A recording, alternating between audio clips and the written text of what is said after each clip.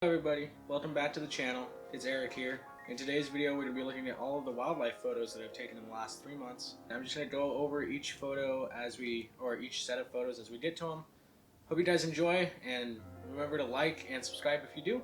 Without further ado, we'll get on to the first set of photos. This first set of photos we took on a family vacation up in the mountains. Our first photo is of a squirrel and the second photo is of a chipmunk that we got a picture of.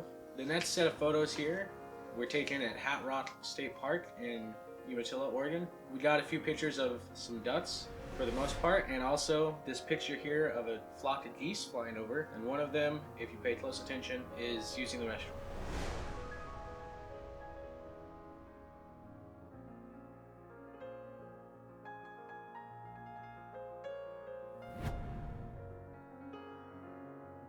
Almost all the photos coming up were taken down at the McNary Wildlife Area. This one though, of a kingfisher with a small fish in its mouth. I'm not sure what type of fish it is, but I thought it was a really cool thing to be able to witness and to get a photo of. The photo's a little blurry, didn't have as high a shutter speed as I needed, but I just thought it was a really cool moment, and I think the moment tells a better story than the quality of the photo would. So. This photo I am especially proud of. I just like it so much. I don't know, the color of the deer's antlers for one just really stand out, and I just really like this photo.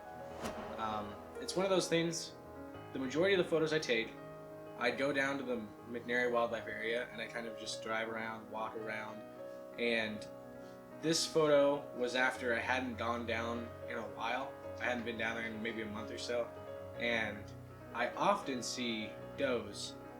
The majority of the deer I see down there are does. Every once in a while I see a buck, and this was the first in a series of bucks that I saw. This next photo is of another buck, a slightly bigger one. What happened was I was photographing the first buck, the other one came up kind of behind me, and so I turn around because I noticed it there, and it jumped over a fence, so you can kind of see the barbed wire in the foreground. It jumped over that barbed wire fence and turned back to look at me, and in the background is a building with lights on it that are still on from overnight because it's fairly early in the morning, so it's got a light on, and those lights are casting a glow around his antlers that I think just really sells the image for me. I think without that glow on the tips of his antlers, it's just not as cool, and I just really like that.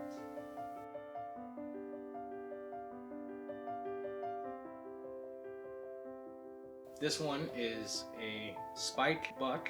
This was taken the week after the first two bucks. And I noticed the spike with one doe, so I stopped and started taking pictures of him. And I'd call him like the goofy buck, or unicorn buck is another one. I think unicorn probably the best option because his antlers are growing out of his head in a weird way.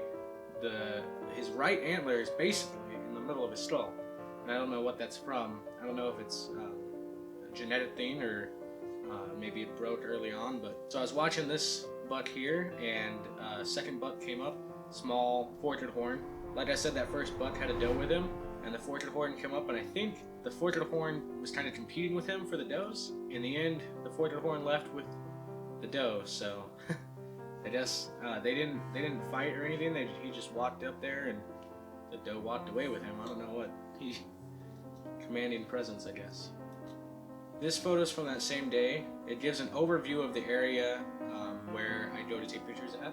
This is from an overlook above the McNary Dam. If you're from the area, you've probably been to this place before, and you've probably seen it. I really liked the way the sun was just peeking over the hill and like really illuminating the Washington side. So you got that like red color, and then you have the blue from the water from the Columbia River. If you look really closely in the bottom right corner of this image, there's actually a doe walking through that grass in the field next to the Caterpillar tractor. And then this is a photo of that same doe that was walking through that field, like I said. Then I got this photo of a hen mallard. I really like it. I don't know, it just, situation presents itself, you know. I spend a lot of time near the ducks and sort of waiting for an opportunity because I have a 250mm lens, and the ducks aren't super friendly, but they also don't fly away when you get near them. So I spend a lot of time just kind of sitting or waiting at the edge of the pond for some of them to come closer, and every once in a while I get a lucky shot where I can really get a nice tight crop on them and end up with an image like this. This photo of a doe and a fawn was taken as I was just leaving for the day. I always, when I'm in the area, I'm always alert, keep my eyes open, because on the sides of the road you can drive past deer at any time and not notice if you aren't paying attention. A lot of times they lay down in the tall grass and you can't see them, kind of like how this fawn is doing right now, but I can see it and it's not really hidden. The grass is normally taller, but it decided to lay down in this particular area, and I was able to see it driving by, so I stopped and got out and was able to take a photo here. This next photo is of some sort of hawk. I'm not a biologist, but it's a very busy photo. I didn't have a clear shot on him, so there's a lot of branches in the way, but I think the busyness of it kind of tells its own little story, because the hawk can clearly see me and mice and all sorts of other little animals through that, and he has sort of a natural camouflage with all these branches around. Obviously you can see him because I was able to get a photo, but I think you get the point. These next two images are of one eagle. He was sitting in this tree. This area is near a park, so there's often people at the park. So a lot of the birds in the area are very used to humans. Bald eagles, I wouldn't say they're ever like used to humans. I don't know. They're still cautious. They will often fly away if you try and get close to them. I was lucky enough to get close enough to get this photo here, or these two photos. And as I was paying attention to that, I saw it flying, noticed it had a fish in its talons. So I just kind of snapped over real quick, fired off a few shots. I didn't nail focus, and I didn't have, a fast enough shutter speed. I didn't adjust quickly enough, but I got an okay image, I would say. It's definitely not something that is, stellar quality, sort of print and hang on your wall sort of thing. I just think the story behind it is better than the image itself. These two photos here are of two separate drake mallards. They're sitting on a log in a pond near a road, and I was lucky enough to be able to get close enough to them to take these photos. This one's really cool. Again, this is a situation where I was leaving for the day. I was keeping aware of my surroundings, and I saw this hawk sitting on a branch. And at first I wasn't sure if it was a hawk. I thought, is that a weird looking tree branch? But I'm pretty sure that's something. So I got out of my car, I parked out of my car. I was able to take this photo just before he flew off. Again, I think it tells sort of a story of camouflage, You can just barely see him, really, in comparison to how well I'm sure he's able to see us. This is another set of photos of ducks down at the McNary Wildlife Area. I really liked the way the waves or ripples led into the photo on this one. So this is the first image in a series of images that my wife and I took. Some of these I took and some of them she took, because we were in our car on a road, so we weren't really able to get out, so these were kind of passing the camera around to whoever had the best angle here. So this first photo Tiana took of this portrait horn buck. This photo I took, same buck I think, walking away from the car. He crossed over the road. Then we were able to find a place to park.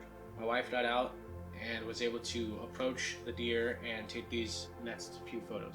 To be clear, we're using a 250mm lens, and she's standing quite a ways away from the deer to avoid sort of disturbing them.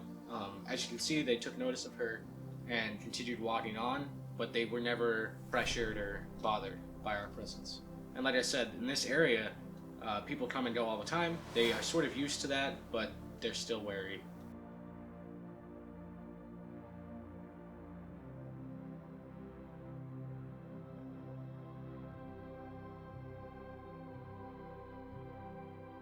This photo I took this morning, another bald eagle down at the park. It was one of about 6 bald eagles that were there, actually. Very surprisingly, a lot of bald eagles in the area. This was the only one that was in a tree that I could get close enough to. Most of them were just out flying over the Columbia. I thought this picture was really cool.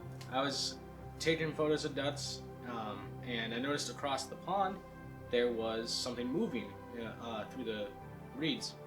And so I continued to watch, and I noticed a raccoon came out of the reeds and he was walking along the bank of the pond. So I got a bunch of pictures of him profile because he was just walking across my line of sight, and then he at one point stopped and looked towards the center of the pond, right at a draped mallard. And I just thought that was so cool, and I don't know what he was thinking. I kind of wonder if he was thinking about eating that bird, but either way, I thought it was a cool interaction with him looking at the duck and me looking at him, and I don't know. I thought it looked cool. Hope you guys like it.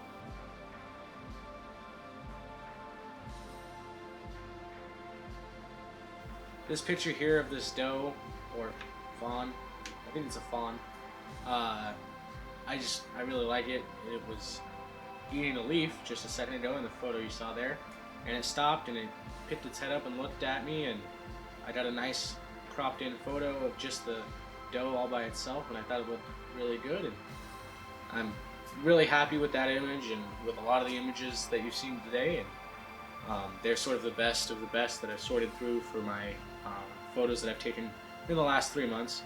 I hope you guys enjoyed watching this video, and if you did, please consider liking and subscribing to the channel, and I'll see you guys in the next one.